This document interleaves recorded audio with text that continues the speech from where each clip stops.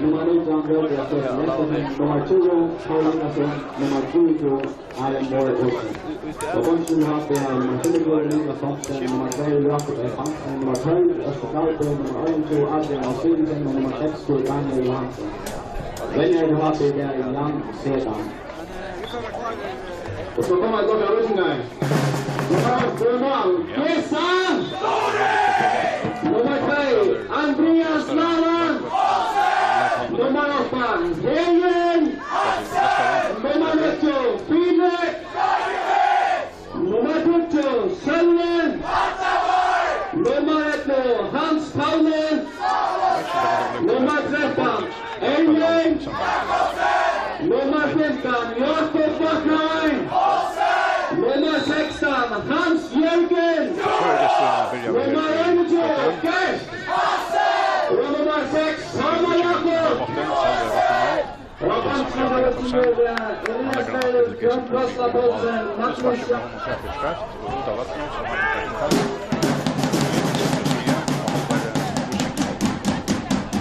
Teacher fram I hotne till Christian Morrison och närre hotna flexion.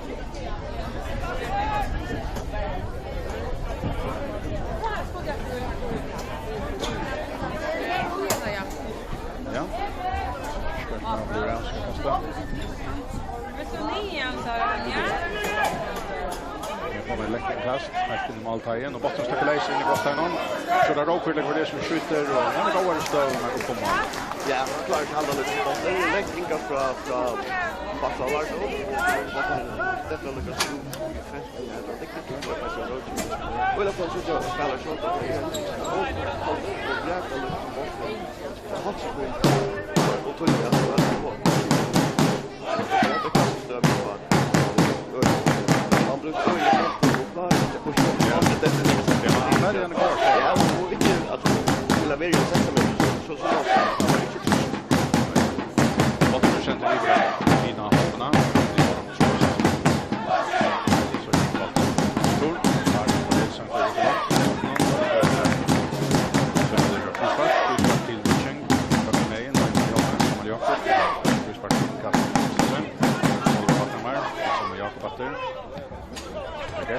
Gäst vi är det gäst ska vi vara.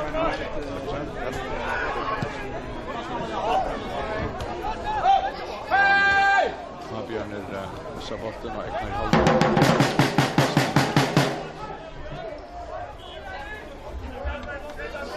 Det är från Malaya. Vi tar det så igen.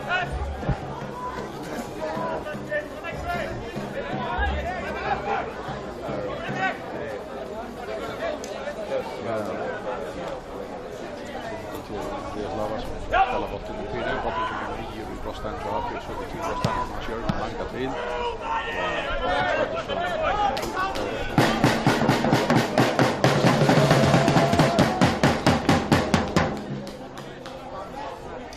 Första var det ska ta en kast och hålla den.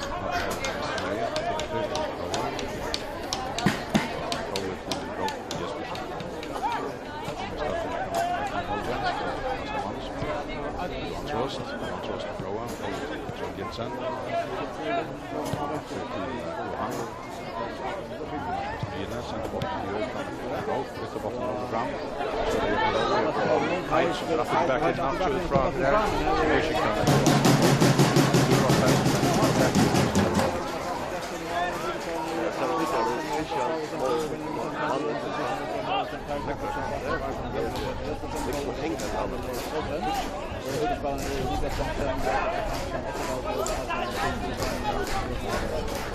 Happy och så har man fast I sina I högsta början. Det ser som Marsen sänder bollen kapp och här.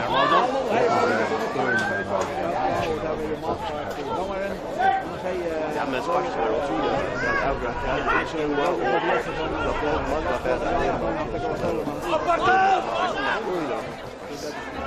man går ju om på så Ja, det var det tvär på stöver jag har haft. Jag vet inte om det är så att de mål över kan man ta skott och men till lite till att det är mål här men för att köra nog effektivt så går först det. Så vinner Harry Bolton från så jag Habe. Räcker fram till Mr. Main. Stänger av. Utfrån att det Roger räcker in mot Brostan och botten. Utfrån att det till Arne. Och så lägger man vidare med stort Fyra. Ernie Jakobsen till vänster. Botten till Brostan och till Gersh. Nightlands Paula. Paula till Samuel Jakob.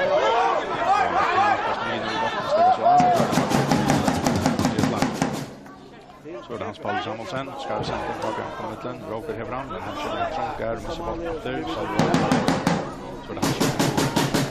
Så är det Mr. Main till Jakob Vatnamar Olsen, så det är bra för Romina och botten nu. Här är resten tajt till Tjonon, tajt för att hitta botten från honom, och lägger honom till alltid till långcentring för honom i våra Víkingshalvarna, och här kommer så Erling till botten och skallar ut och han tar Fabi hela tiden till inkastet, Roger hur bollen lägger han in till Trond Jensen. Trond till Bojaren, från Jensen som kommer Feromina med bollen nu. Och lägger han stått till Arimo Olsen. Feromina vid bollen, lägger han så in efter, här är det Djordjevic. Johan Trost står till bollen. Så är det Trond Jensen som häver an, och han är helt attrig i äckna och Brosta och lägger bollen efter till mannen. Lägger bollen efter, väl stått till Barstal efter till Johan Trost färre så gärna, han startar en nära meter utanför Brosta igen. Utan att du hörs med in till och Johan svarar fram till Víkingur Trond Jensen. Benjaminsen. Här är det 5 minuter Karner och vi kör igen den här stoppet till vad som är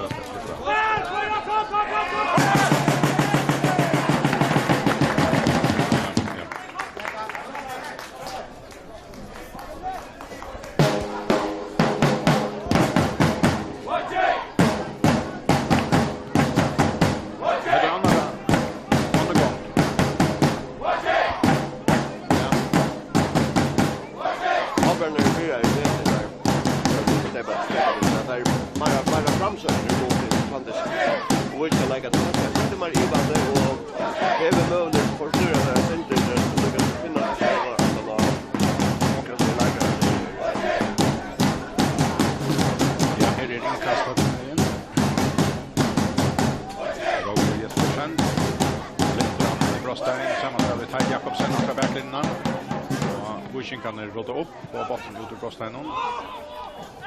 Trond Jensen, Rowan.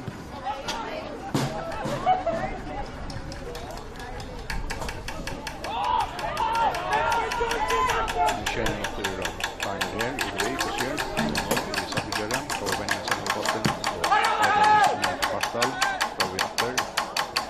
Han är till botten som är på linan. Så är det Bernsko från Jutlava. Mara Kamilina stopp till Trond Jensen, lite bort framåt till Kaj Jakobsen. Ser det att han är stänger Johan. Det är sätter ut i Malmö, här Vinchan, fighter han på det missar så till hans fall. Spalli innan till läge. Erling Bojaren till Gerst.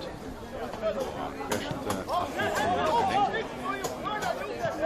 Spelar så till Hans Paula Samuelsen, stått till början Sölve till här staden nu, Mr. Main. Sölve Reikar och Sölve jag kan sätta en Reikar.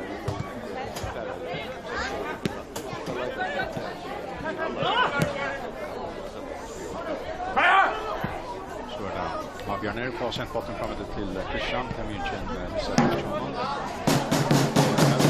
Erling till Hans Paula. Paulen sätter så bollen fram till Mr. Main efter det Sölve som här fram nu. Bollen missar, räcker fram till Mr. Main, lägger bollen in i Brostein till Djordjevic. Fick Staströmsen, Bojaren. Och så han kör Julius, har funnits skott. Det är just så här i den.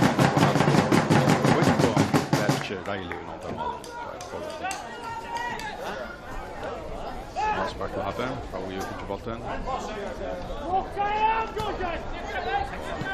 Till Johan Trost. Vi hade en rönt i början som har blivit sett i det. Har vi köpt spalt som exempel som i början. Det är ju första styret att frågan och tror det är här och han är då det är rätt styret. Det är det normalt. Så är det väl. Ja, så är det. God sändning från Føroya Benjaminsen fram till höger sida. Gör kon Rowe på Klavi för bättre botten där. Så det kommer stå efter. Center till Morrison. Så snärar han sig fram lite botten. Där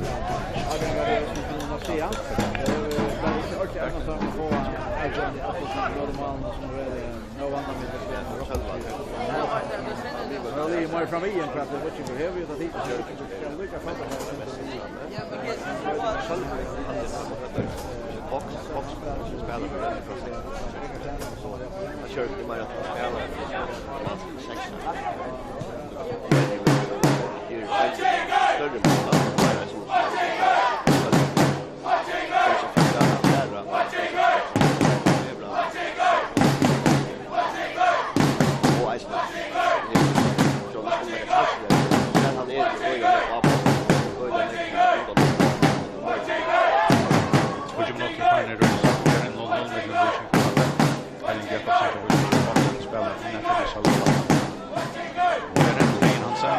Lite skott från George Wishman rätt för botten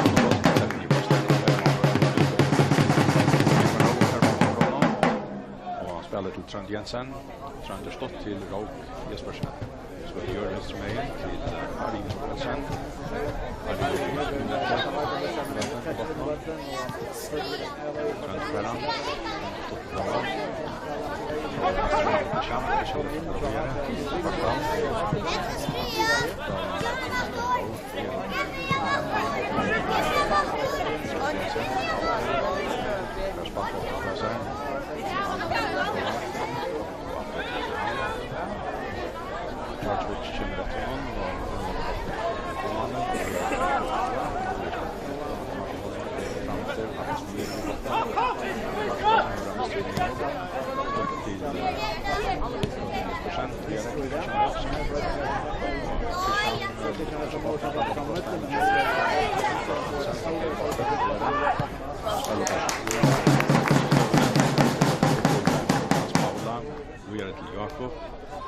Jörgen Lai Paula så Erling Jakobsen.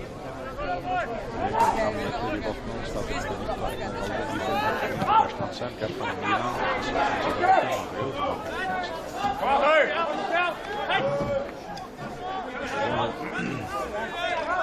så Vartum ska ta kasten.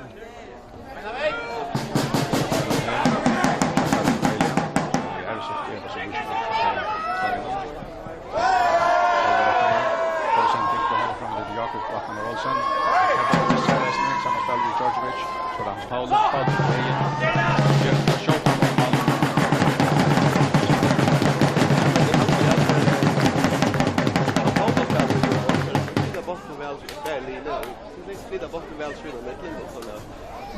och det kommer han står chans när det så att det är för protection av håll när det kommer bara lägga det stund.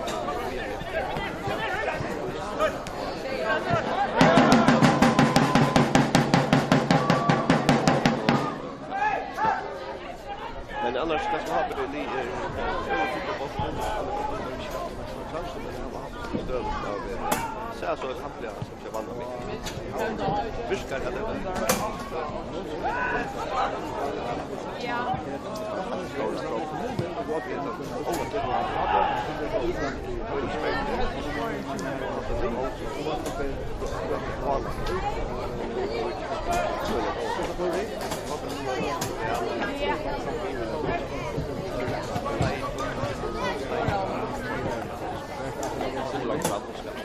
Man ser kanske det till Víkingur är sin kärter kan man klara och först som spel och har ju några nya positioner så är det Víkingur så är det nej vi hade inte ja nej vi hade lika mer på det på all så är det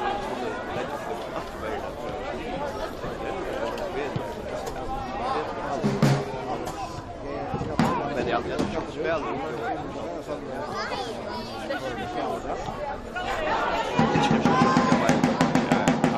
han serverar bollen för motlagarna. Och det kanske tack för att servera. Aldrig bollen. Så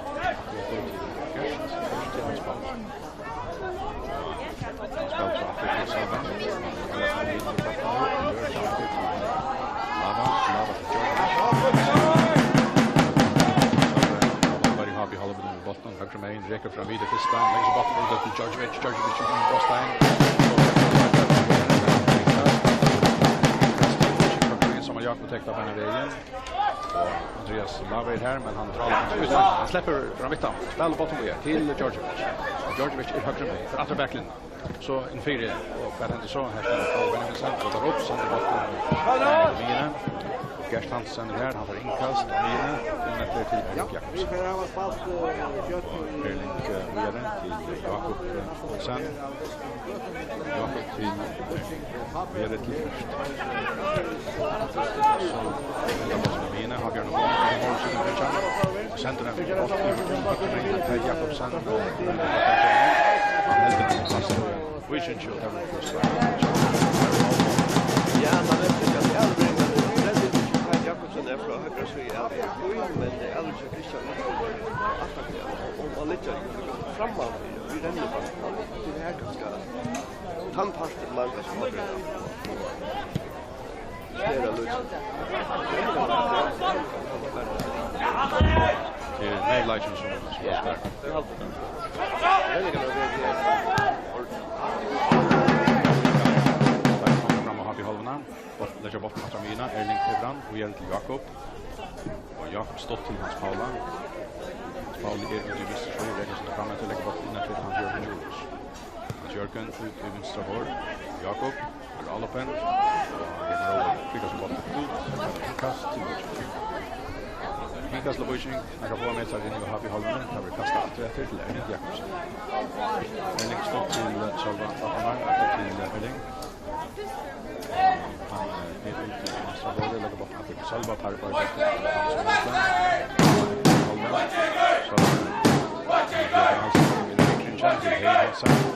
Så han ska till Boros. Han känns som först och väldigt trygg och lägger bort till det är kvarterfärdig Chicago Julia intensiteten som det tar så sändningen om Lava är om Abra läser och så skjuter han här kommer Barstad väl ner och lägger sig och blockerar.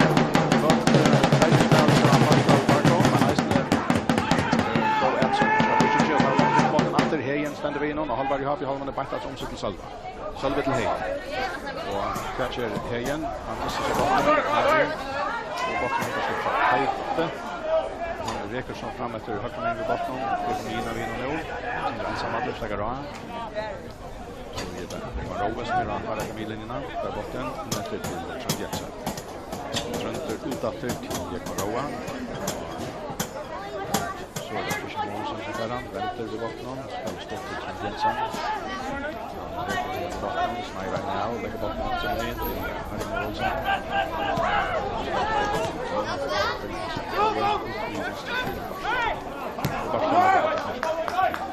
Almanen som är kommit ut ur Gåstenon. Han spelar botten Afriat Fraser till Johan Trost. Vi kör början till Habbe. Så centrar botten fram efter. Här är det Paul Inkasson. Han börjar kör botten Issar. Kör upp. Smagen är trött.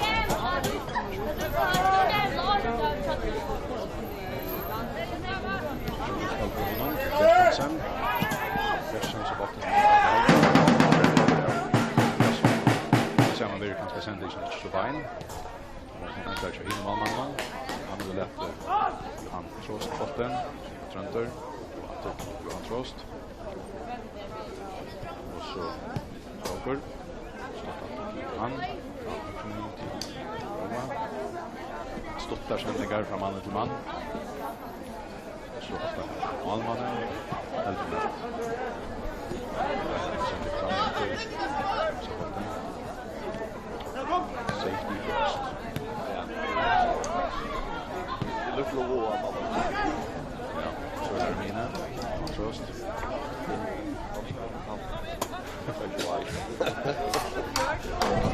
Ja, nej men alltså det är Hobson så är det.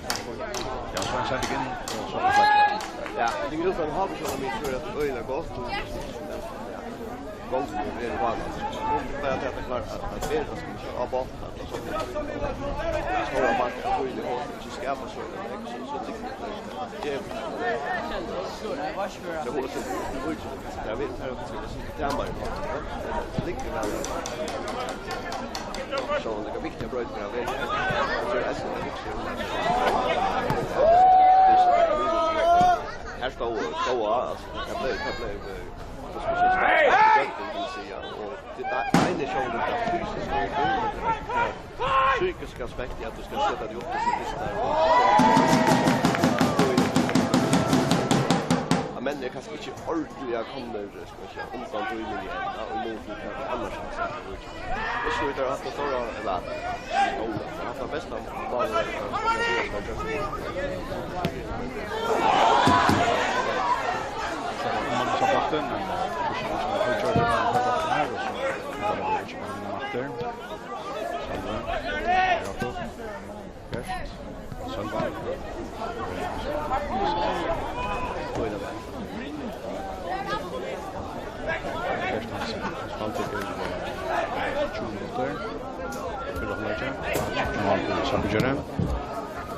botten men long sending fram mot Brostan Johaber.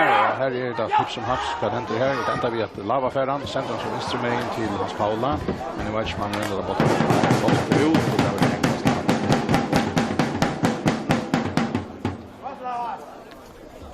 Jag kan råda David sen tar inkasta halvar i halvan höger mig. Så vi botten lite fram vid hinna halvarna. Så för Polka som till strax efter sin botten här resten Erling Jakobsen.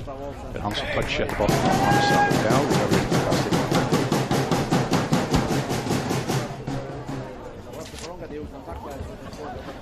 Jag kan råda till inkasta stått till Rog. Lite så botten fram i brösttajen. Erling här. För först Petron han kör på så igen. Kerston 3.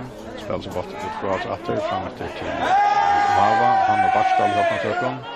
Lag häver så bollen. Sänder han så fram efter.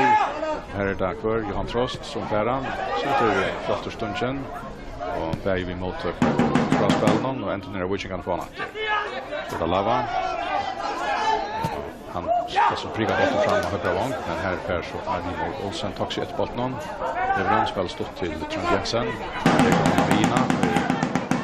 För en har Björn Kock till Tröntor för frispark och med en vänster väg. Stått att rätt till Frågan. Vidare till Johan Trost. Och Johan sände så bollen till fram till Christian Morrison. Startar näka mitt av Víkingsholvarna. Han lyfter bollen från med missar så gärna. Och här är Jakob Olsen och Hans Paul Samuelsen vänster med Vinon. Och så stack bollen ut och tar vi inkast till Víkingur. Och Sven i Hejen att rätta till Erling. Och Erling räcker fram lägger bollen till Hansen och gör en till Kerstensen. Kersten räcker så vid bollen kommer fram i Mina för Mina. Och då vi räcker av Björn Backan. Och så så spaltar ut Andreas Lava höger med igen. Snärar utan sig själv han sänder så som Jakob stock så högra vänchen Barstal att han någon så får Barstal skott på manglar nervhalt i dysterna. Det är gulligt han så en linlet. Linlet, ja. Men som nämnt ganska alltså så fotbollsspelare ju flesta för det är okej att flytta botten väl så innan Berlin men brotter manglar och det kommer först och främst av Toivelis så påstående kvarten av backen under särskilt aktiv i ballspelen alltså av ballina så Barstal och av vänstra Happe och som det går då där är särskilt aktiv framåt så manglar att tänka utan extra tänk han spelar som skapar en ytastöd så kan skapa det gott och det samma som Víkingur som jag högre lyder från vi och jag behöver inte vilja sen när från helt alltså till två liksom då vi har avtalat att fram någonting vid vi vill vara varma ute i slöt och det är röda tröjla så men tackar så mycket tack för det. Ja, så går sånt fram med det Lava och här kommer som man har bjudit han är akkurat ute och han tar en stöv. En stöv som inte lyssnar så att det är det. Det är bra. Det här byline sending mitt i jag nu vart den och har fight på röda väder har skulle komma har Lava kommer och det är brökarna den röda på Lava botten ska få in och så att after en liten spänstöva och kanske vi tar bruk på Jansson och för spelaren Tentra. Jag hade det kanske strutsa distance and mal jag kan låta och det väl skafta halvstor mamma och vi nämnde Andreas Lavion här man vill så vi tacklar jag battale i skottlöt nästan speciellt men okej stöva boy och så att det stöva det är parfult att Peter Plan att vara där för jag och men nej i mån till vi vanligt också att öjla ska vi köra alla procent aggressivt relativt ordentligt här och hoppas att finns ju större mål live att köra vi chillare från lager så botten vi spalt och öjla där säkert så att vi manglar nerv alla nerver så att säga. Ja, 25 minuter Farner, vi får hålla kör fram i små mål. Doppterminen, Bartal, man missar för han lagt han åter till Føroya. Så det instrument till Ari först lagt han börjar en färdig tackling på detta där helt spelade fram och Christian skjuter så i bärkär motlägger och så blir domaren. Och frispark till Happy och håller det watch. Så håller och domaren talar för och som Jakob som är sign över tacklingen.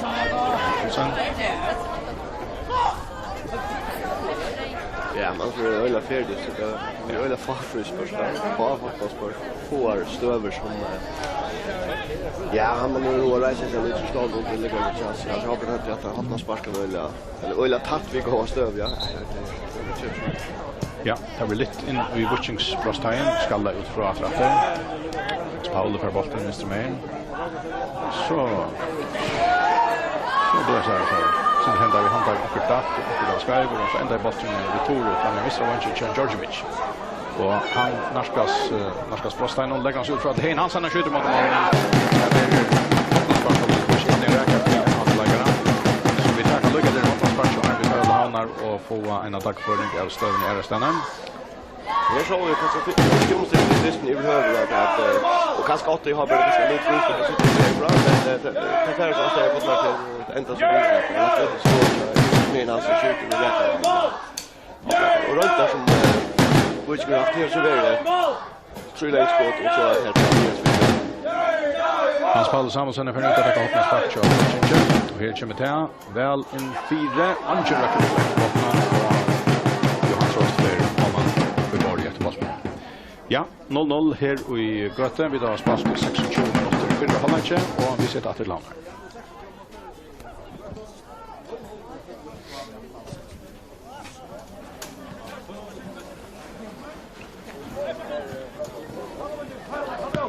Och ett mål i Gundadelle här på 36 Strala.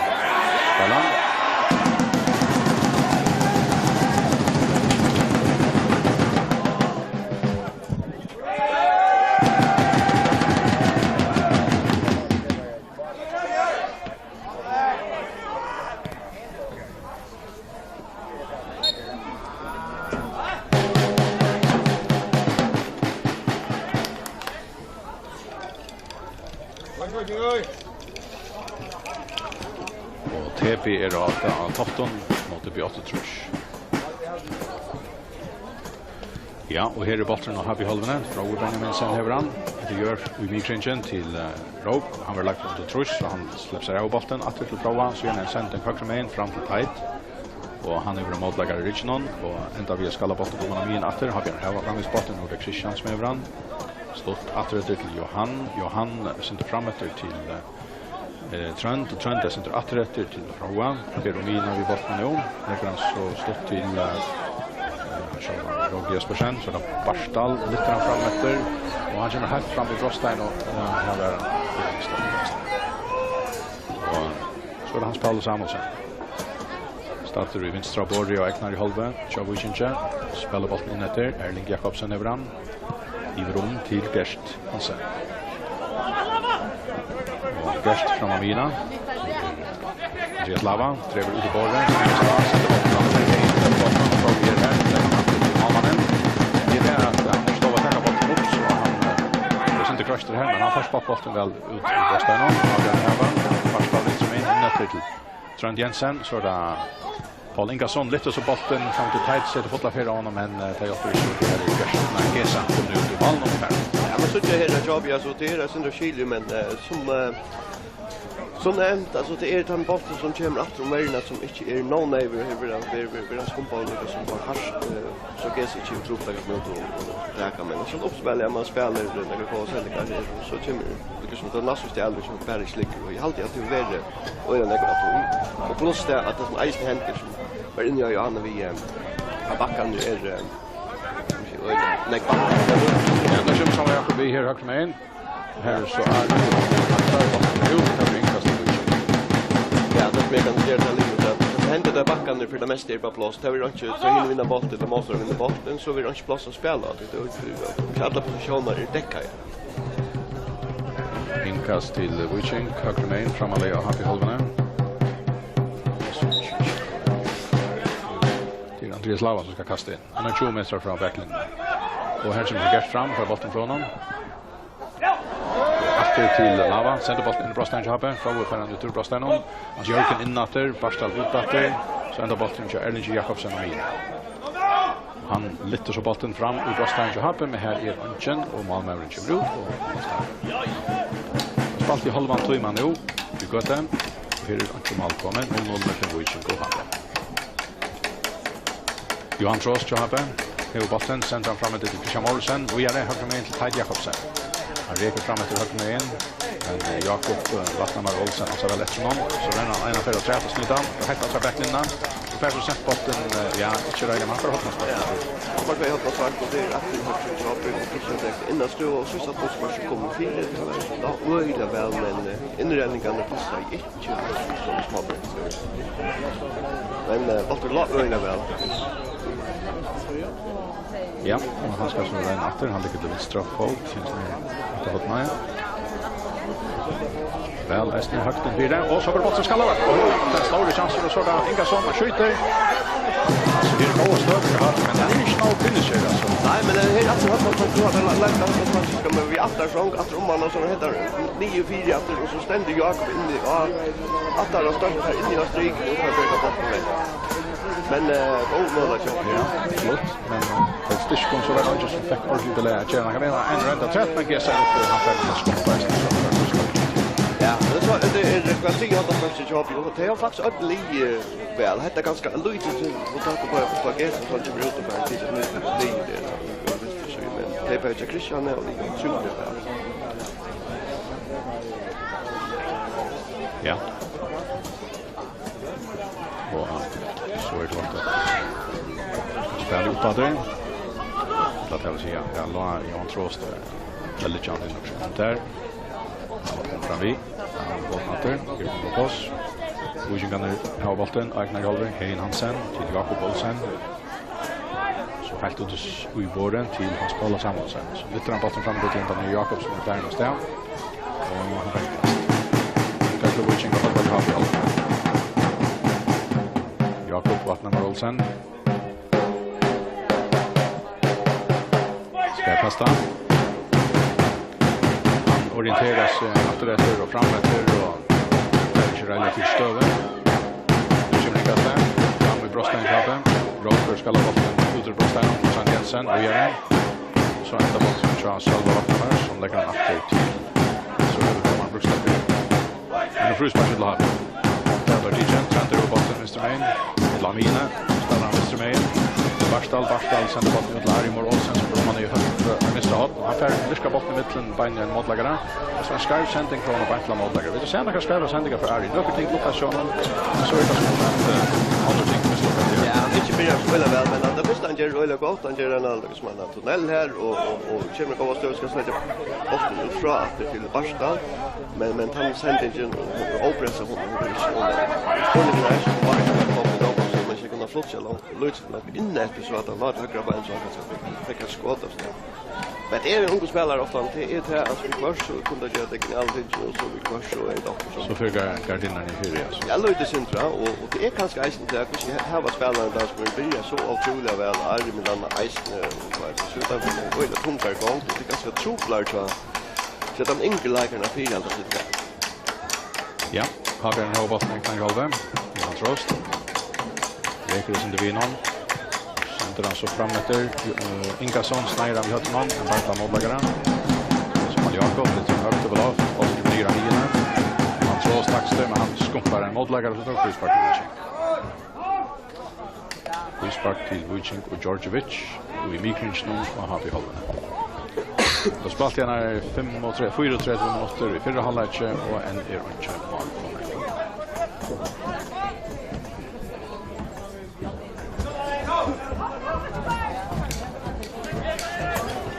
Sölve Vattnamar är klar vid frisparken.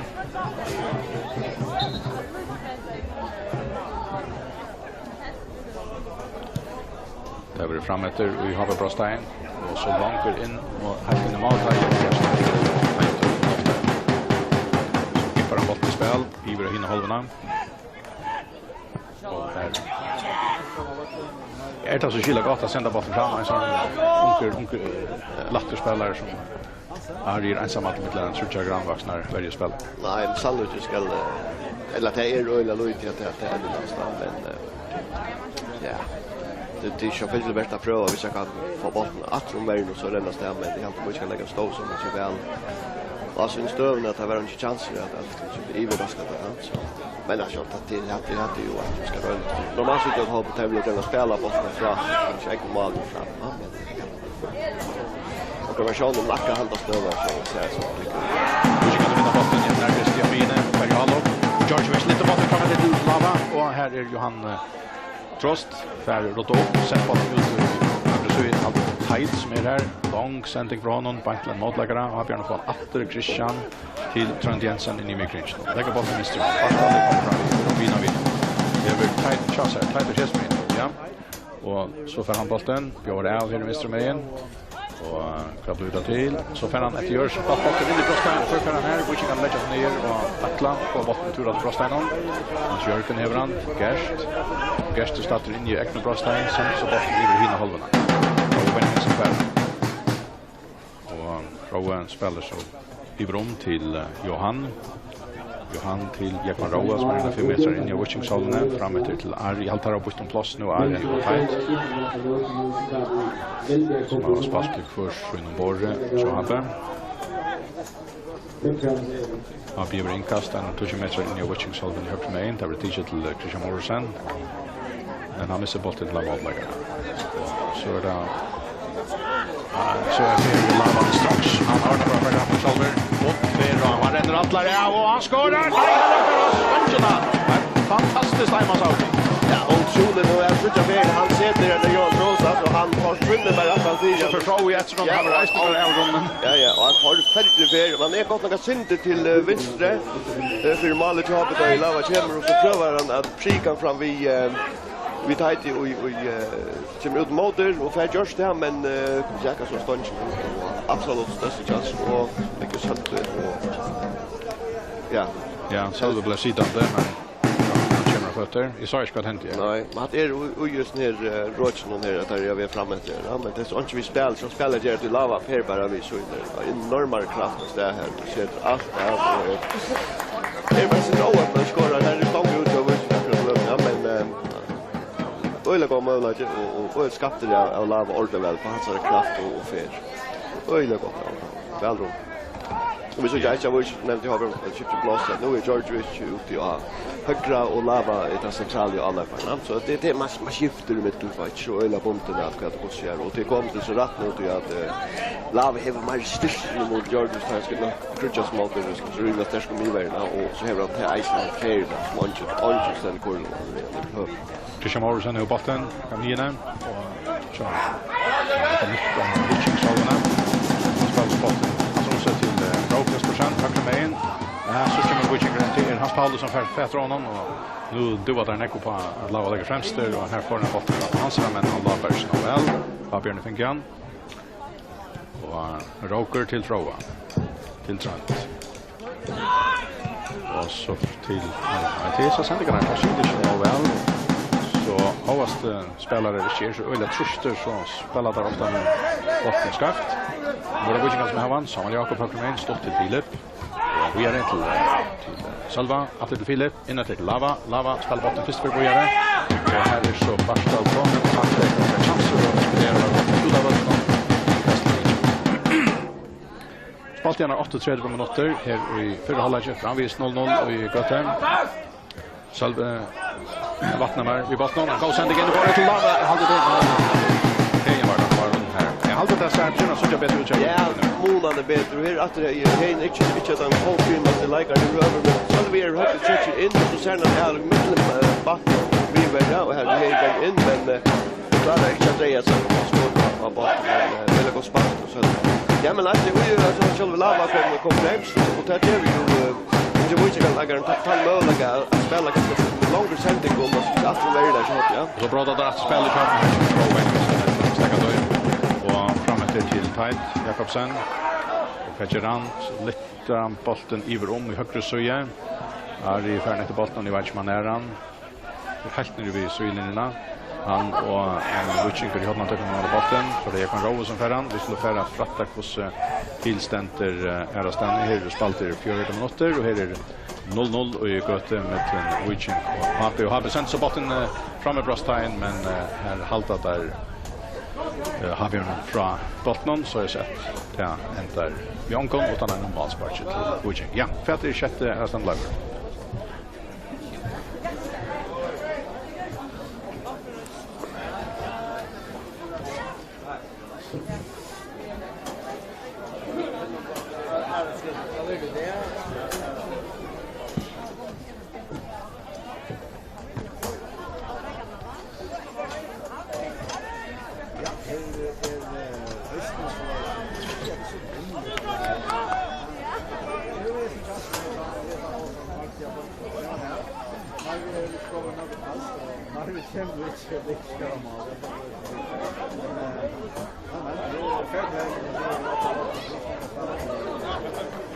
Låt hoften är 2-1 till TP mot Björtrus.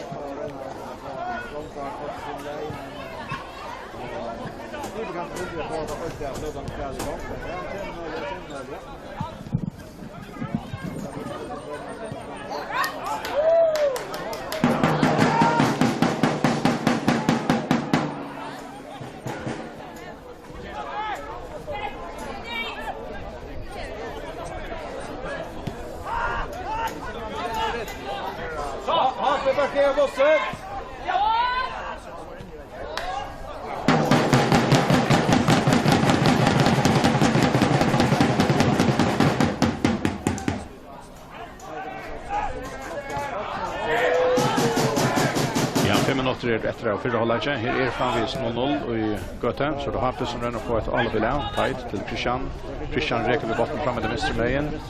och det kommer nästan fram av Mr. Wong vinner nu stäckas upp på spelar botten åter till Roger Jespersen och Roger till Trent och Trent till Føroya med mina och så sänder bollen åter till tight Mr. Mayen till Ranier så räknar sig in efter så lyskar bollen till Christian in I bröststenen han får attra backen över bollen lite så in tiden här ända bollen till tight Jakobsen men vi ska om att få bollen från att åter men så ända bollen till Jakobsen han öppnar till bröststenen lägger han till Ari och sen Trenter så är det tight så går Pastal Christian räcker den att bröststenen som är så där ungefär väl lämpligt att Reina så vi en skott till först och kan lov här den efter fram från Rostan och Manchester sagt igen. Så så är det Víking. Här blir det finalist ja.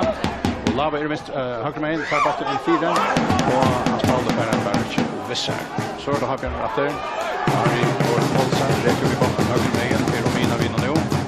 Stäcker av Amina spelar så stort till Roger in efter Trent Jensen och här är det Christian Morrison Venstre med till Pastal Vart. Och Pastal att göra framåt där. Ja, han får lika som snutt I alla och ända in I Chegesa.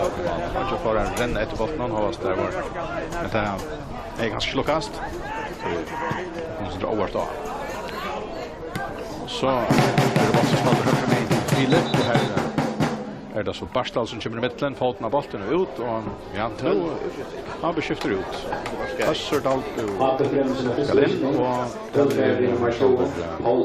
Paul Ingasson som ska ut.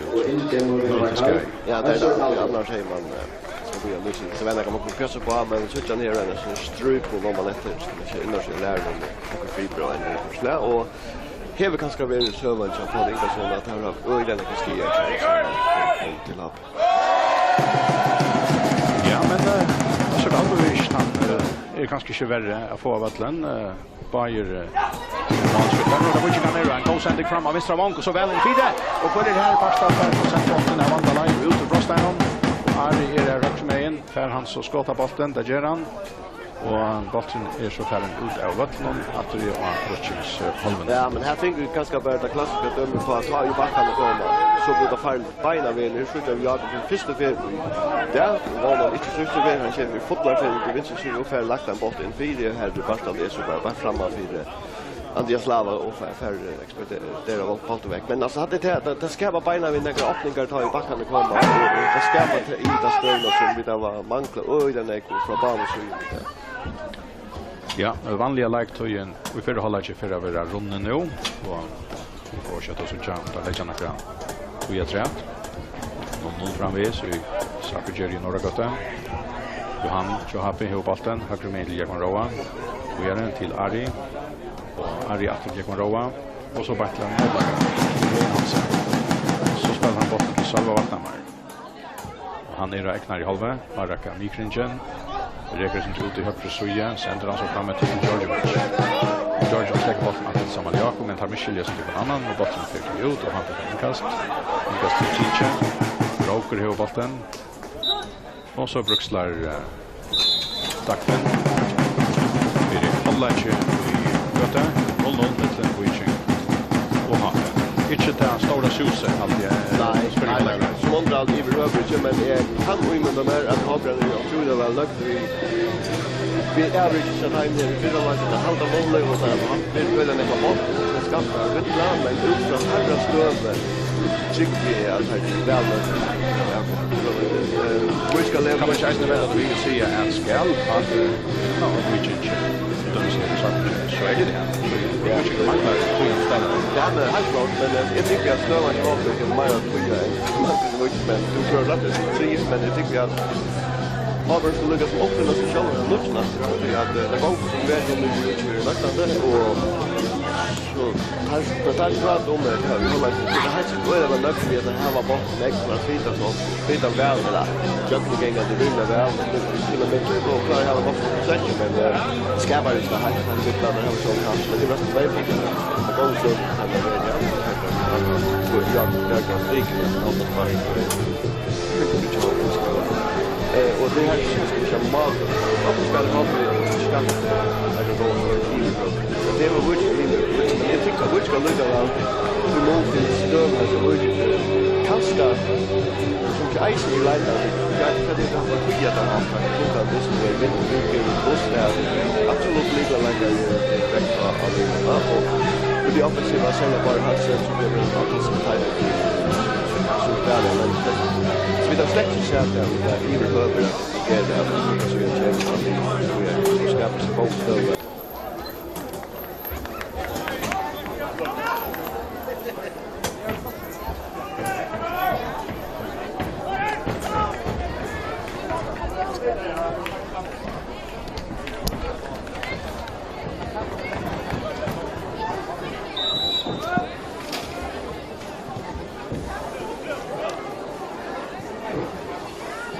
Jo tack och akkurat i hela stund brukslar Dackman Olsen eller utan fotna nu helt nästan ja.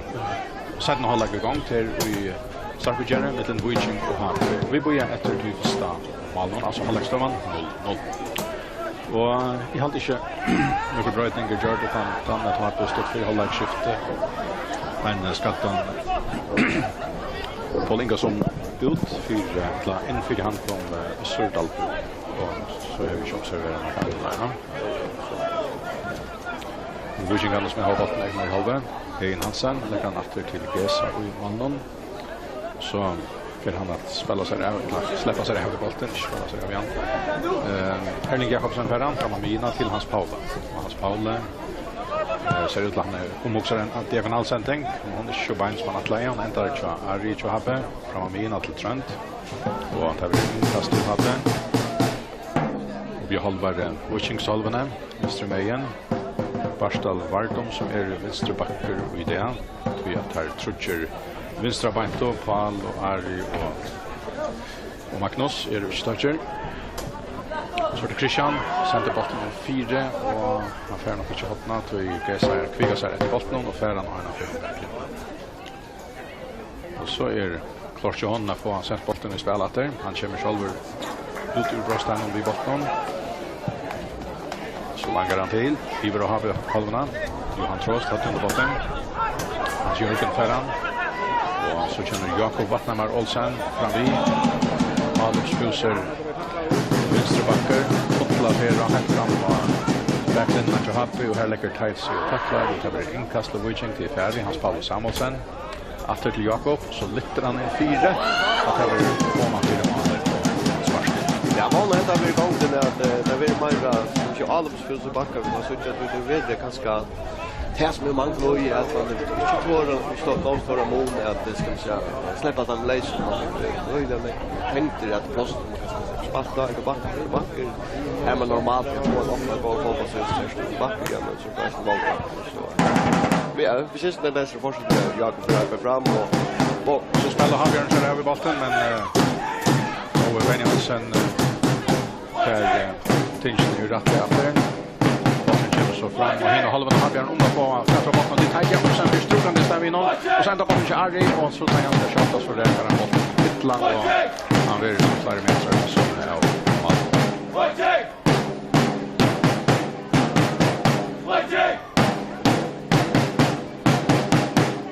Malspark till Víking.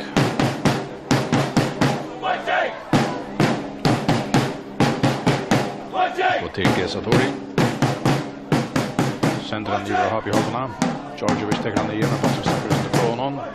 Och så blir det Hans Jörgen Joros som färrar honom in och han lägger han helt aktivt till mål. Så kommer utspelare från honom. Längalaj i har i hållarna. Barstal fått någon drann. Botten ändrar till Salva. Salva flyger han till Andreas Lava. Vänter. Veker för att stäga sitt spelare.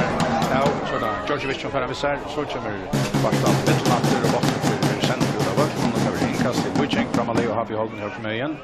Samuel Jakob hever han. Lyfter han långt fram till Georgievic. Vi hade någon vidare. Till Salva. Så åter till Georgievic. Så kommer backen vi gör in i bröststein. Här är det. Lava han snärar sig av. Helt väl. Hålllägger han brassar. Och så ändrar han vid att manka till. Men det är väl inte. Han tar stora täcket så har man forskningen på bollen. Johan Trost Ferransson. För ut i högt så över botten. Så är sin drinne tratter. Stackar han. Och Ibron till Føroya. Føroya sänder sig botten fram efter till Teit Jakobsen. Gåsändning. Han tycker botten ner här i högra vanchen. Och ger efter räddningen. Så kommer Roker för att klättra botten. Så lyfter han botten fram i bröststein. Össur här. Christian Morsen här. Ränner får han skåta botten till en stund utche. Víking kan ställa sig ut i bröststein. Egen Hansen. Och mina i botten nu. Och så kommer Føroya efter mitten. Lurt efter Lava skulle för en engelsk läsaren här. Avbjörnar och igen är allopstöv i här. Brukar kanske alla gå tog i kvart. Så där Roker. Så fram efter till Christian Morrison. Och han är inne i bröststeinen så börjar den till Teit. Och Teit in 4 jätter. Och så Christian Morrison ser det går stöv men det har missat mig så. Ja men det får inte alla be och Christian är inblandad i det första här. Bara lagt bort det här till Teit.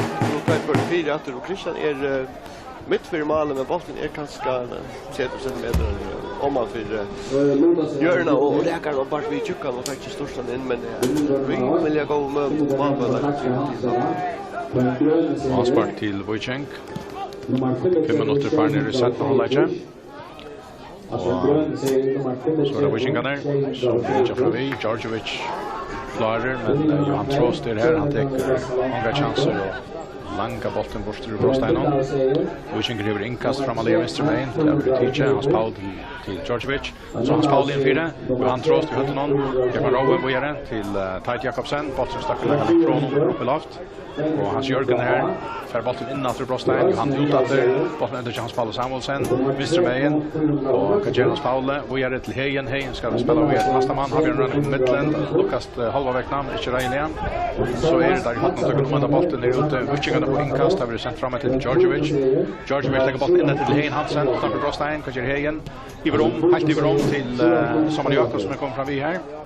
Och Samuel Jakob han töver kan spela så lunch här och så är det att har vi han kommer i varje stöve så vi vattnar med bollen till Samuel Jakob.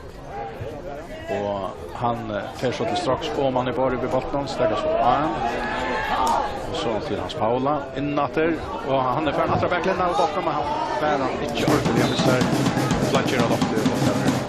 Men får inte spela Paulus spelar gå bort som chatter om världen. Men som jag kan nära inte få några period.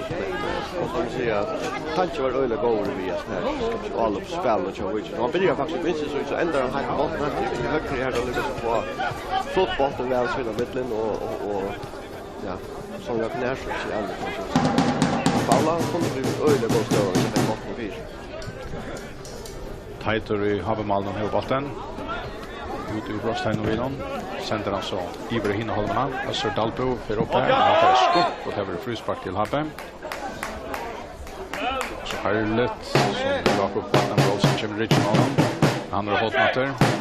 Och Habe gör frispark. Några meter in i Watchingsholmene. Och bollen blir sänd framåt till högre med. Hans Paul är här. Höll med bollen ut. Habe kastar i tidsen. Roker framåt till Össur Dalbo. Han är inne i Brosteinen och han ska lämna spela bollen av situationen mot mål, men kvar så Lukas. Och bollen sticker in till Gesatori som tar emot den. Tvådrar han bollen i spel, Mr. till Jakob. Jakob gör till Hans Paula, Ramine. Så Iver till Gerst. Arbetar fyrrande Ebeström-spelarna, tar finna bak med annan. För därför är startar av botten så han Jörgen Jonas. Och han blir avräkvad över den Habelägarna och lägger till bollen till Gesa i Malmö. Han är 8 lejan starter i Brosteinen, för ut ur Brosteinen och botten där gör han ofta. Och så sänder han botten back till Habelägarna till Trönter Jensen. Och Trönter så spelar han botten back där så på häfta Víkingar nästa och botten och så är det ju alla fyra. Han spelar samma som Mr. Main. Och Johan för Ude mot honom och Johan Lukas som helter Hans Paula från botten och det blir målsparken. Ja, alltså en fin stöva som Víkingar kommer och här men det sänds ut till Paula är inte någon nej så att han trots för att täcka botten. Men han skulle vara kanske mer ofödd när Hans Paula så han kommer en stöv här så kommer han efter prova oj eller lagt. Och Víkingar kommer ju så stövna efter att ha vi framåt och botten och spela botten på ett eller annat läge. Så så är ofta. Ja, men trubblar lite tankar ska att Bolsjö är kanske smart utnyttja den här dörren. Det är som ska till och tror jag kanske jag vet inte om man kan lova så skilja det som det döds där men är ju ordentligt upp jag tappar.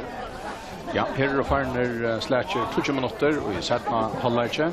Här är framvis Jan Läcker 0-0 och i gått mellan Víkingar och Hampe. Så får det stått rent halvlek.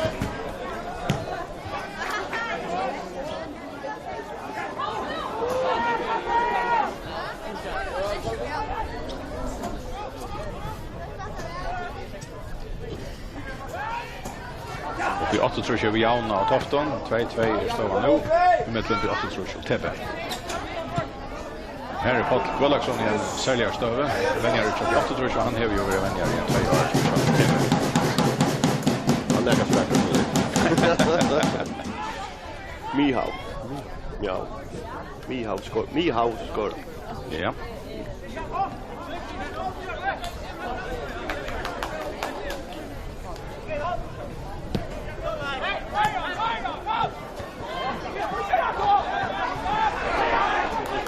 Här för har vi all upp till Kajt Jakobsen utfra och så blir det där. Arvin och Olsen.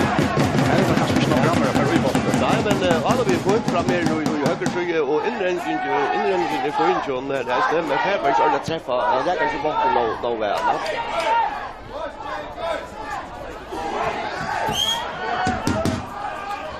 Ja, 20 minuter i Farner här i Göteborg, 0-0. Och har sänt bollen fram till Össur Dalbo. Han är också ensam att här fram i jag. Han och Erling Jakobsen och Erling för kort mot bollen och ut och tar in kast Habe. Ja, har vi hejat alla på det här tight strike och jacken högt med läge 4 men här verkar lyckas vi akkurat näkar av bollen och bara vägen men det blev så arg som fläckas så ett halv för kulla skott av bollen och det blev inte något landa mycket lätt så men att alla vart så. Tar Röjna att har Björn Christian räcker med bollen Mr. Main. Och släpper bollen till Trent Jensen. Sänder han högre med till Jevan Roa som är kommit fram vid. Och Jevan Roa lyfter så bollen in 4. Här är Össur Dalbo men han tar inte bättre bollen. Och Víkingar får bollen ut ur Brosteinen. Och Majren tar den innehållen av ganska inte ut av bollen. Här för Fröe och snöar Víkingar till Lava efter bollen. Och det blir inkast till Habe. Fröe till inkast. Och så är det stopp och Lava för att stå och bollen. Han brinner Brosteinen och bollen och så skjuter han så in där.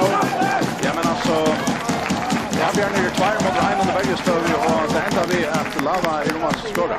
Ja, men innkastet fra Føroya inn til Johan, og Johan under meter vel parten til Lava som sitter truslåan og slipper for boja, men det oppe i øyne nekvar fer, og så er ikke en ordentlig på at vi nekvar vi fyrer av ballen, men øyne var alt på Lava her, og ja, kjølsbra, håper så jeg men nå lukker vi for dere mal vekk. Ja, Havbjørn Reina sender botten til Teit, men botten kommer ikke leina fram til Jakobsen bygger 4. Der Petra botten og reker fram etter venstre med 4 Mina vi nå. Så er det Hans Paulus Samuelsen, legger han atter til Jakob Vatnamar Polsen. Så innetter Sølve Vatnamar Amine. 4 Mina. Hever framvis bolten.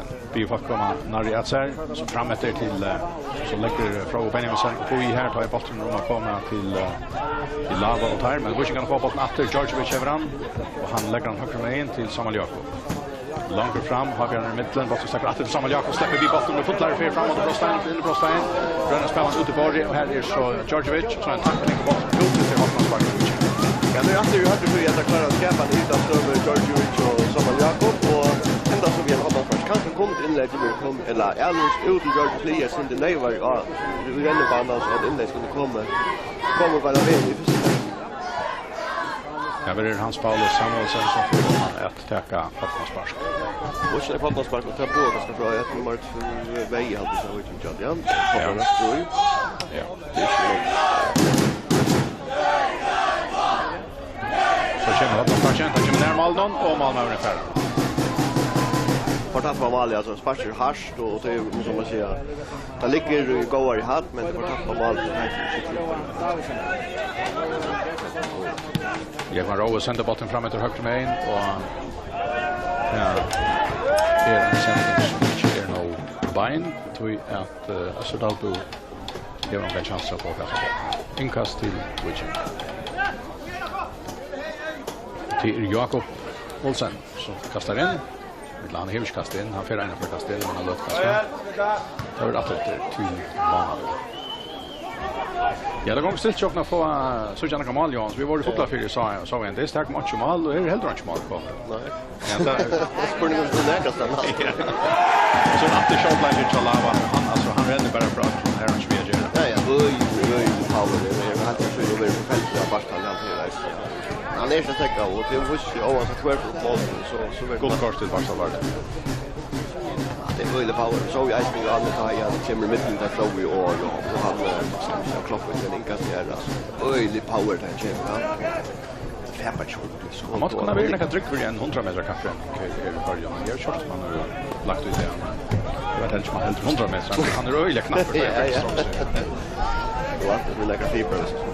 Jävla 100 meter. Nej, men alltså nu har Becka på Borg, alltså nu häver han sugen över väl 4 och fast ska vi hela dystur. Han lägger var faktiskt. Han tror att det är väl så rätt mer next skier. Han spalar lite frispark in i Brostein Gabe och han är färre än omvis att Havbjörn han fick. Jag tror nästan han var det vi gör på shot på där men det var lätt så där men det var spark till Víkingur.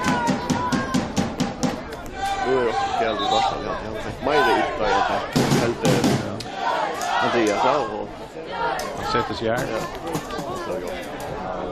Jakob Hansen är ett boll till en ny spelare som ska vara när det edition. Ja, han är ju spalt i Miver där. Ja, det var det nu är så tack för han. Men är ju en bollspelare. Men det är klart att bästa så jag jobb i kusten så ju alla spelare så men jag tror vissa spelare alla är bort. Så här missar det väl näck här. Det är alltid det samma som jag på Bergspan på fot men jag hade så mycket missar ölen när jag alls fast på bara rich. Det är nog så det är nog så tydligt alltså. Jag kvarter för att sätta hålla tjän här fram i 0-0 och en liten stäcker i spelet och tackar där Barstal och Tom och skulle vurdera om han är mätter att komma in efter eller att skulle finna en annan för han. Och samstundes går jag ut efter en hotnanspark som Víkingur har. Därför kommer han nu. Så detta spelare kan renna bara i vind och bara i detta och domaren för i mitten och gråpar. Ja, när det händer det gör det så den ligger ju 16 meter bort spelare alltså uppställning. Och här är färre. Han tror att nog färdigt i detta. Nej, Erling, och han kommer att vi är 8-4 nu så hektat där kommer han Lutz i Lettland tek vi tror det till kört men botten är så vi spelar det så bra. Ja. Barstal han ska vita om han är byrkare att komma in efter. Halde det kommer säga ut till att han ska vinna efter. Nej, jag vet inte. Nej, kanske inte. Det så John kan annan här som klarar att komma in. Ja, vi ska lägga något sparker. Och vi kommer där. Där bollen. Han är vi. Men botten var väl har läckt för en boy men botten ska lägga ut fram all. Ja, och han får ligga öle väl för att spana och kan vi se det. Snäll han i öga vi främst då och vi ska lägga skjutet och men jag kan då säga nu med till väglägga kom så kan det väcka och snäll har fått något spark ska vi säga. Sitter duckade men det är bara sport på första höjden där då. Och då var ju kunna sorta om kassan och men jag kan ja, så där om man vill ha bättre normalt så har vi här efter här har Björn missat bollen och kan vara Djordjevic som är öjlan här vi blev läser här men ja, Lukas kort inte akkurat inte. Nu är så Barsal kommer av vatten efter. Och Christian Morrison har bollen, reagerar vi in och Mr. Mayen. Där kan vi sätta in av Witchingshalvarna. Så spelar han bollen efter till Rogue. Långt efter. Till Johan till Føroya. Så får han omgina av bollen. Och reker lägger han ett gör till Jekman Rova Davisen. Efter till Føroya. Føroya lytter så bollen in i Brostein för här. Christian, vi hade nog börjat till Öster Dalby men han färgställs. Hans Paul Samuelsson som är ihop botten Mr. May. Innetter Sölva Vattnamar. Amina till Hegen Hansen. Att till Hans Paul och Mr. May. Djordjevic. Hegen lite så botten fram i brösten. Men Malmö kommer ut. Så det är Johan Trost. Högt med in till Jekman Rowan. Och här var efter fram så i middelen. Och Ekman Holden. Och så Trent Jensen och så efter dem alla. Ja, men vi fick inte ordna löv det så. Nej, vi var att det är en löv inte i samma spåren. Ja, det är så fullt när jag står för var ett plan med lite. Vi startar så till man sitter kanten och står nu. Så man lägger inte sälja med 4 för till alltid. Får det vara. Det är mer område så här. Så fick alltså att centra från det lite chans så ja, och han är det som lite man får bort i andra. Vi spelar inte så illa störst men att jag att han super lite inte så kan man säga. Han är inte timer det hade gjort med för botten i anledning att det som kunde där så. Ja, Björn Frispark 2 meter in i Witchingshalvarna. Center till höger. Och Happy spelar västerrätter. Alter. Så ja, Chaltingar. Versionen game. Här känns så frisparke lyfter han fram i Brostein och Víkingur. Gerst Hansen stöter han ut. Trent Jensen rör sig mot där. Ja, det var han rakte han också väl och så backar Malle men kanske så backar Malle. Ja, tekniskt otroligt väl även skott men han så fick ut en jäkla mycket gisa men öle väl skott men finns istället brukar man skall så det var ju ingen till presenta så bollen från Mr. Högström har vi kommit i mitten och finns bollen. Christian till Barstal, till Rowe, till Barstal efter. Mr. Mayen till Arl. Så sätter han fyra fram efter för Romina och botten och så backlar mot lägare. Jag hade att flera av sändningarna till Arrimor Olsson och andra ganska. Ja, det är alltid att jag såg inte massa med det alltså jag hoppas han står med. Ja, akkurat och han är ganska mer tänkt till att stöd som kanske har vi och är ganska kört där. Funnet till Jan och sån tjejer han är en öliga och början på kapisen där. Här vi det lär så in i alla öppna här. Ska man se han får det för uppgave här han tror på att det är ganska till att emot stöd där ganska lite så det mer i vad som tror jag. Ja, men alltså annars chans att vi ska spela på bättre att där får man att släppa spela ska vi se ja. Så center har bollen fram till Hackman Jakobsen. Och så den han sätter fyra men han är kommer att ta massa för kappen öl och så att backlinjen och så in i Brostein och för det här Christian Olsen stora läser skjuter på. Ja, att öl väl arbeta Ted Jakobsen här i höger skjuter väl i jakten vinner kappen så Jakob här vi bollen lägger så synd det och skropp ut bra vänster här i Christian vi högra ben och en goar stöd spelar mot den backen och kunde och borde kanske bli mer på det. Ja. Vill till det, ja. Särskilt runt spelare och på ett. Så annars är vi tekniken. Ja, akkurat. Ja. Men ja, en av de har verkligen chansen som har vi haft i Västman. Och så inte frispark i domaren så kan man så att ha det som dags. Víkingur kan ju alla naskas på stenen och så ska det vara skärm så är det inte ner. Føroya och Hegen Hansen. Och domaren han läppar bara basta svinna mitten och vi hinner spela på bort. Så det kan att strax har med in. Och så det var det nu då tar vi. Jag vet inte vad händer här men det är ju. Det är när det är så vi hör det. Men jag vet inte så det låst ju också när jag vet att det så hålla det samman att ja, det kommer där. Men vi var också så fel vi på att på men det vill gå där. Men så då man kan ändå kan. Det är shit så. Kort.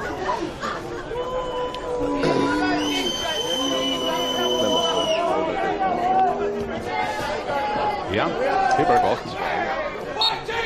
Så fortsätter man med resten så att jag skulle lära dig. Bästa skick och låta gå där. Bara ställa på och riktigt. Ja. Nej, aldrig väl att det kan ni.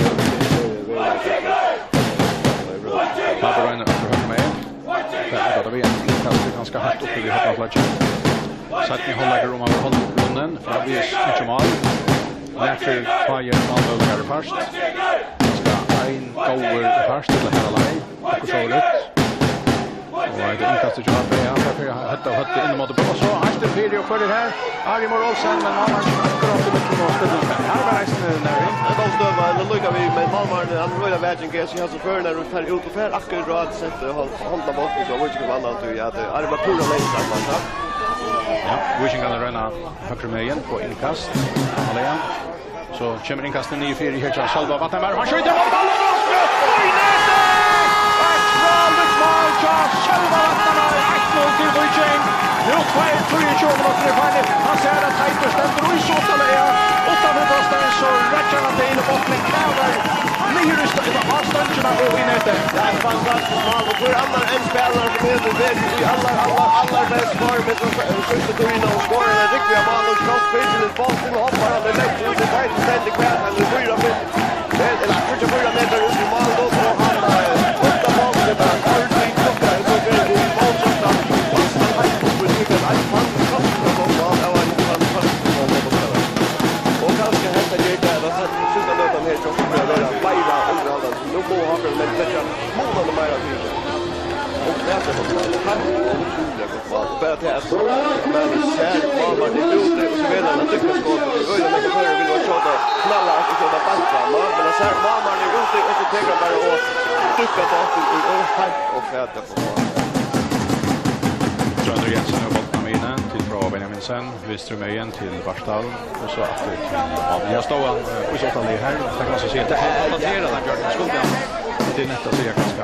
Ja, nej, tror det är mamma snart att det syns ju mal då för jag det man minka vinklar och utfalla skott till närmare 9 men skott är så mycket gott att du ska titta och det är alla fire som har varit här och det så ska man där ut och så vill man att ta bort sitta på bollen. Ja, man kan se att man är för så kan man se att det säger att det kommer in där men vad ska jag ta det till det då. Och så kan det så mycket väl skott så ja. Ja, men alltså det är ju tillbildat att det är ganska Salva Vattenberg som öppnar det här dessutom med målet och här har vi det nära kvar som är målmöjliga men vad har det inte varit nå? Nej, det är inte varit nå. Kunest tar med och finns tar chanser och så kommer han med och han var i ganska tid. Och så skulle jag veta att offer målet kommer att skäras där.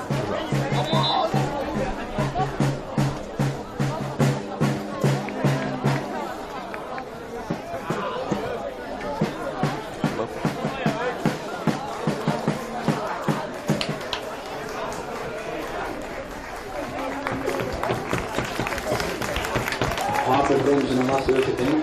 Utför nummer 22, Ari Morolsen. Och inte nummer 22, Ari Morolsen. TP 8-3-2 av Tofton.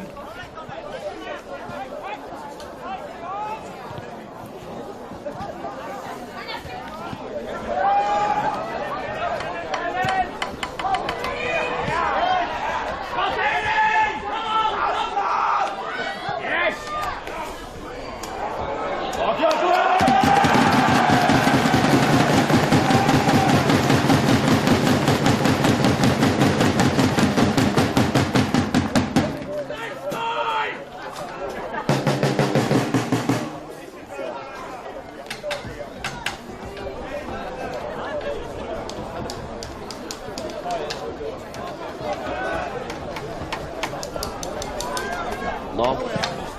Ja, det är ju resten av så nu. Och skala 8 och i havn måste bli 36. Ja. Det är inte nästa som så där kommer så vill det vet inte helt men klart. Man ska det vara en öla går igång alltid igen och sätta lägg på just nu. Vi hade det bara blivit bättre och bättre tjada. Så vi spårar runt där i männen att halta. Och får inte.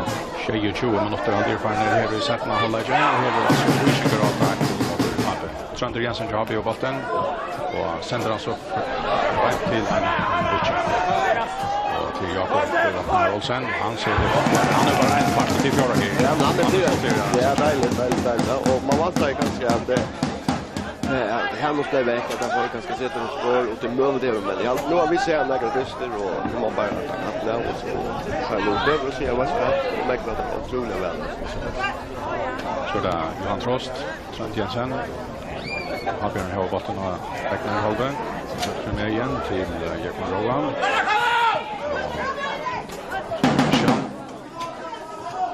Christian räcker in till botten stackar han att hon sen till Johan åter till Christian åter till Johan så bra vi är i Miklic till Beckner Holben spelar stått Trond och Rowan Snager och vissa botten Føroya Haxter botten inte själva Vatnar Trond har fått botten vidare till Jakob Rowan Davison så är det Christian Morrison som är högt med igen han räcker in efter släpper Synter från vinterlistan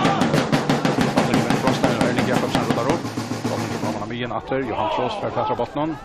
Till Christian, nej, eller Roke eller för där. Så åter Johan, så vänster med in. Så är det botten. Här är Adrian förresten på den. Arjut, ja.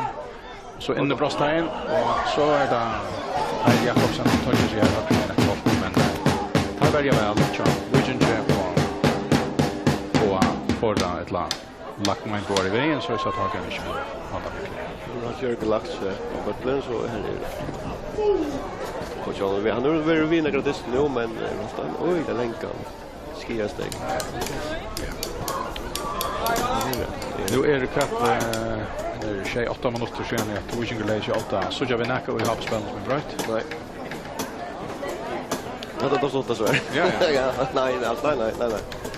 Men alltså där man kan sig också att det uppfråga kanske han gör mer kan man inte lite handla fram. Han är ändå fram typen så vill search in the 16 meter. Om så är och inlägg till så är det. Så att jag vet inte om det kan nämna sig det. Det var det får en reaktion och får en man in som slevar. Ja, och mål är kommer efter och en ordentligt gör så väl. No. Det här måste det vara. Alltså tar jag oss inte på 8 tror jag som är jämna till. Vad är det nu? Tror jag.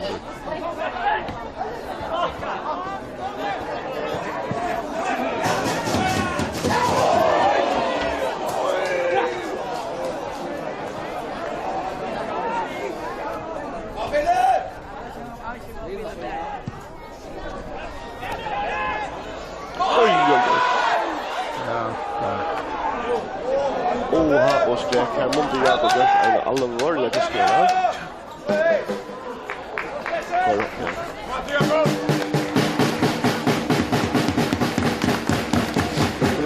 Ja. Oliver Tøymer, Ryan Schumacher och Short här sätter på lägen. Kunnar vara med och hejsa nu. Vi har Jörgen Hansson så de fyra. Jag tycker man vill skifta där nu. Vi har hela så röntnar och han man vet att han fer där hemma för inte och det är en typ av öle linka shipping jag kan gå väl för att hoppa kan komma igen och av så först vi vet än inte vad säga alltså så det är viktigt att ha så personer språkman in i här lilla sunrise men här var när vi att Víkingur för älga på att man nu spaltar väl först ja så missa avgörande botten och Víkingur de har fått här och här är ju alla där och för ända så vi här har ju ganska många på det efter jag kommer att sätta bollen högt med och sända bollen till Jespersen och gör det men så där man missar bollen efter Erling Jakobsen här det som han gör eller gör framåt till Georgievic och Georgievic rönner brother Jacknon då lukar sig första för är för så i hade det gått vatten men för det och så där och ger igen på ett fantastiskt mål där men mannen kan försöka ja men då så är det bara att du gör så att kommer i här och du drar på ryggen och så tar jag bort och blir och så lutar på ända till hålla matchen vi har någon ja akkurat och mot för fast där men vi där så flyr man så igen så men det var jävla populärt för en öl och alla det skulle vara men att han luktade målet in och för inte sett ska vi inne och med det bockar med beinen så prövar på det Hallen och han och det lukar väl med tid att börja på toppen Hans Paulus Samuelsen tänker att han sparkar Víkingur väl in 4 och Effodeildin ska la bort ut på Stenon och så är det så det vatten Kristra botten och han tar han frisparkar väl det var frisparken för vi att jag över i och själv är ute mot sjönen i hela botten under kontroll och så där center kanske exit in region och ska man se till frispark till Víkingur rymna går stå till inlägg och då ser han falla vi hade rymna fast i inlägg så system att det kommer öle väl ja och han det ganska så högt man har kunna finns där och han lät bara färda för skott men det var sparkar ja jag siktar vi att rom alltså att han tar att vi hemma och så mycket där så 4 20 minuter efter att snart stund Víkingur 8-1 mål. Men det ser inte bra Habelin i över att det nu ska det vara nu satsar. Så Lucas Duchen det är bra att han gör bruk för att nej. Det ska vara så vi stövlar.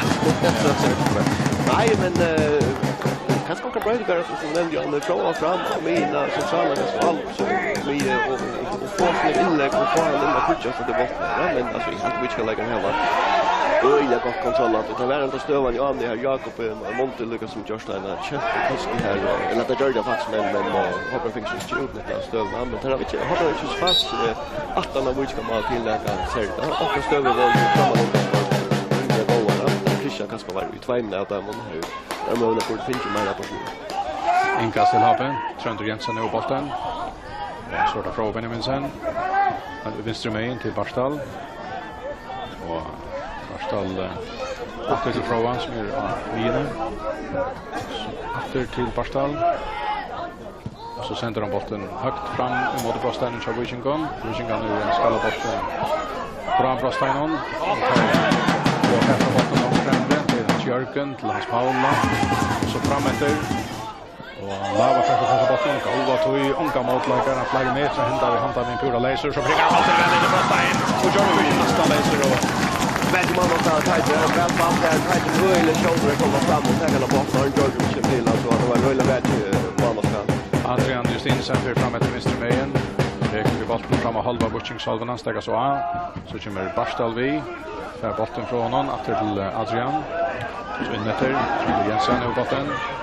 Och Johan Troster kommer som kan vi. Lägger så högt med till Jekman Roa som kommer helt fram som har vant. Han smyger sig inom motlägger han in på Stein så tvärte vi här. Och så Björn där stöd i här inne i målvängen där Hans Jörgen Juros. Och han tar hotna spark till Habbe skiftar först Jakob Hansen ska in. Så ymint i här från Benjamin som ska långa fram av bollen. Trent Jensen över ut. Ja, vet ena så vi menar väl att ska ut Jan kan ta just för det.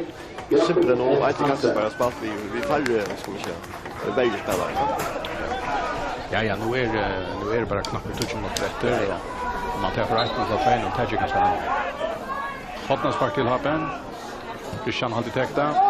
Men han tar väl 8-7 av det. Ja. det här som stövnar här. Ja, vi ju själva spela och kanske inte gång så är det. Så på det så öle viktigt att ta. Det här var en avsats kanske ganska det där kommer fyra. Ja, det var det. Och man fyra mål ja. Och allt måste som allt för inte är samlingen luckan om det. Ja, men han tar för lunches.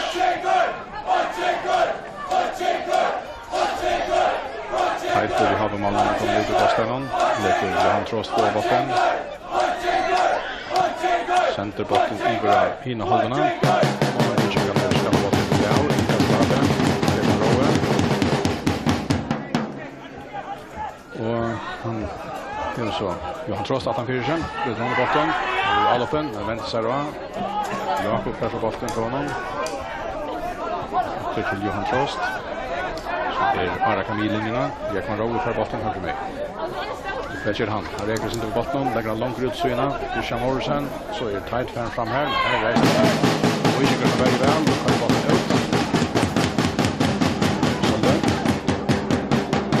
Inkast till Habe. Och jag ska Barstal Barton fram att kasta. Eller Ivrom att kasta. Ur vänster så är högra bord. Det är en gånger och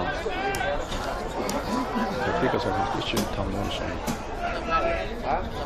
nej, jag tar med något med fakast. Men nu kommer det lätt inkast från honom. Víkingur kan skalla botten under bröststenen.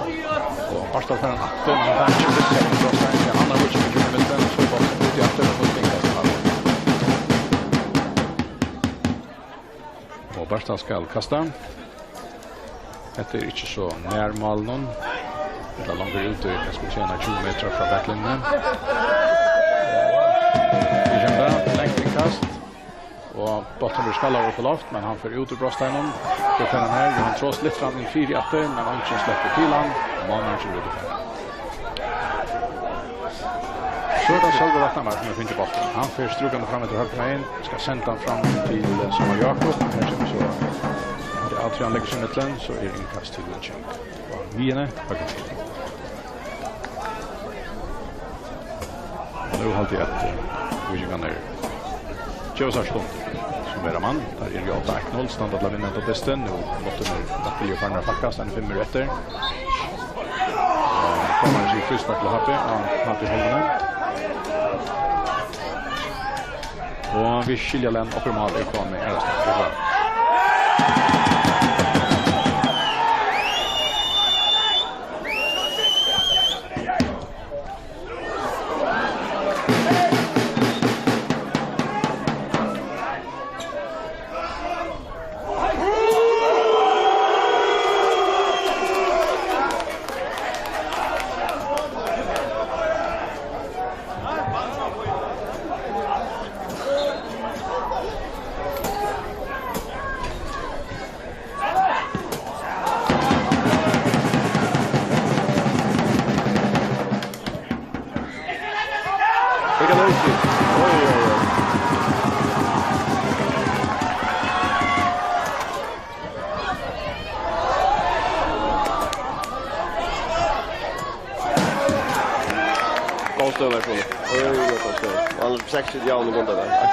Ja.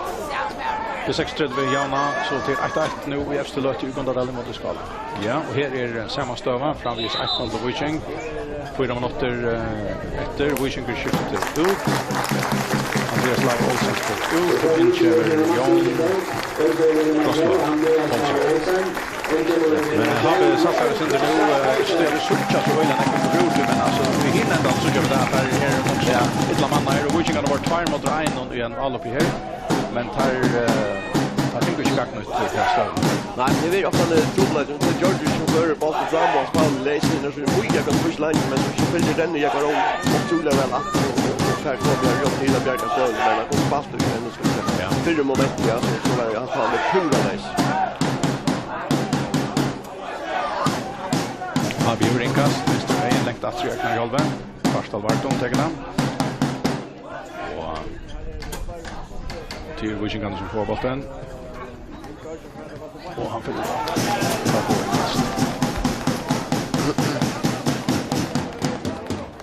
Men Víkingur lägger en shot här den där på ska vi sätta in en gänka och vita väl att det här var kontroll att så det är ena mål det är inte matchen ska sluta till ganska. Och jag har bollen högra vänster kunde vattna man alltid det. Den har fått backen när han Men det här var bort det har vi alla släkt och samtidigt som att tycka att vi ska lägga ner igen och 24 och en har vi alla lägga ja. Maten måste ta ändå färdas fram och pröva lite trust och ganska jävligt det ska bli. Hur väl här. Ja, det är så smart och svårt. Good job Ramos. Jag satt på de alla här på en bra. Hans Paul Samuelsson tar det här start. Och kommer Fyrio så är bollen laser in i själva måltiden och har Björn få han ut från efter. Det är en fast nej till jag vet inte det tar Jakobsen som kan ut det så och så lägger han mycket för sig och klar och så bort ut det så kan det ja och alla vill ju lägga det klar på plats men jag vet inte det är inte något spel något mål eller något men det är spel möjligt att ta det en fel om man vill så här runt gå så till och framåt där och så är bort och ni kan vilka ska spela så vill det så ja, har det här men han missar bollen, Víkingur efter galt. Hans Paul Samuelsson missar. Så har vi ju bara läst ner och tagit bollen mot Atlan. En kast till Víkingur. Och här ju. Jag har sagt alla stunder som han där. Det är en kast här igen. Víkingur där. Så får du ta till.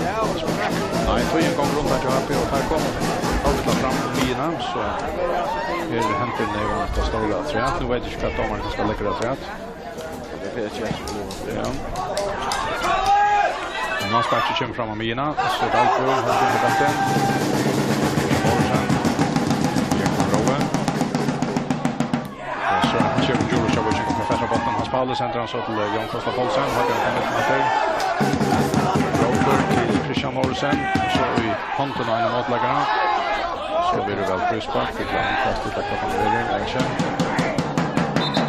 och det är här med igen från Richards halvene och det är Nikolska så blir bollen center fram mot Brostein och tar på här från bollen Georgievich central har med som Jakob på där bollen han är inte det är en inkast till Happen Efter jag äcknar i halva, Adrian, hon teacher där. Till Barstal, Jakob. Första skilt ny så. Kan det ja, hon sa ut att vara färdig. Nej, det är omnar det här. Vi tror att se det. Ja, nu kan vi vara gå i kött. Nej. Och super det är det. Bollen är Washington-salvarna. Jag tror vi har kommit upp i Leitchen nästan. Där Reina att trusta har men kan spela sig över botten här. Paul för ju alla upp i någon. Hans Paul reker vid botten och lägger den väl till Georgievich Mr. Mayen. Han får attra backline av botten. Men ja, så får han inkastet också. Det tar till Atlan. Så bara att botten Luigi nu bättre där. Så han kunde täckt in mot mål och fått den över stöven men det blev ut mot pappa platsen och så tar han där maximala positionen har börjat botten till inkast så får det till en gång till. Och fick det där mot så läst. Kastar Jemmer till Jan Krossla Paulsen och missar mot Javot över Malspark. Och Malspark blir det sent vänster med in till Barstal. Och Barstal till Harry. Nej, Adrian. Jakob Hansen. Så framme till Össur Dalbo. Heid Jakobsen. Han är stadig näka mitt av Witching-salvene. Centrum har kommit i Ekman Rowe. Ekman Rowe. Hans Paula, men spelar av i botten. Salve Vattnamars med Evran. Inne till Gunnar. Gunnar är över Georgievich Hakremein. Georgievich finns ju fasta botten. Och han rönner att snudda Barstal. Lukas Itche, men fattar efter. Och Georgievich får botten efter. Så kan han i hoppning att drala. Men missar botten. Så därför är det för Barstal. Så är Fletcher av loften. Och så är där spelar framvis, men jag vet inte, jag hade vid David Fresh sen hos Nektar har lagt upp trätt. Och han börjar röjna efter A3 instrument, sätter flera fram efter. Det är en Víkingur att ha honom. Släcker han och spelar in efter till Heid Jakobsen. Och Heid spelar slott till Rolf Jespersen. Lite spotten fram i Brostein. Och Víkingur kan rota upp här. Så till själva vattnar. Händer så botten om man har framigen. Här är det Johan Trost till Ekan Rova. Hur har det? Botten inte så tajt. Så måste ha björn botten där. Vattnon och fast.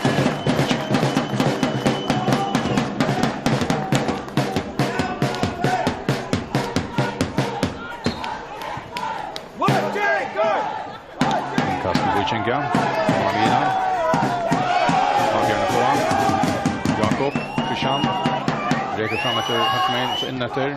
Så sänder han botten i vrån. Och följer här. Han känner Víkingur för det där. Samma gör. Och så ränner han sin trånga. Har vi en på efter. Roker sänder botten fram efter. Är här. Till Víkingur. Är här till botten kommer. Och sänder han längt efter från FN-mannen. Ut av vattnet. Till Víkingars lag. Här kommer Robert Davidson till Rolf Jespersen. Sänder botten fram med Brostein. Pro Benjaminsen, vi har något till Össur Dalbo. Pro Benjaminsen efter, en chans här. Och så Össur. Och så skjuter han Björn och han Björn Christian Magnusson. Och så Björn där efter. Här med chansen i Johanne. Där har vonkade väl så närvis som var det nu. Och i tvån mot Malta på ett skott. Ärsökta med Víkingur kan komma. Fantastiska väl i mitten. Han offrar sig väl. Och så är han inte festival nu så att inte på det. Inte för nu är allvara för det nu brakta i Johanne. Tar gifter mål nu like han Víkingur tar offrar sig och kommer fyra boa till. In i måltid. Hotna spark till Happe.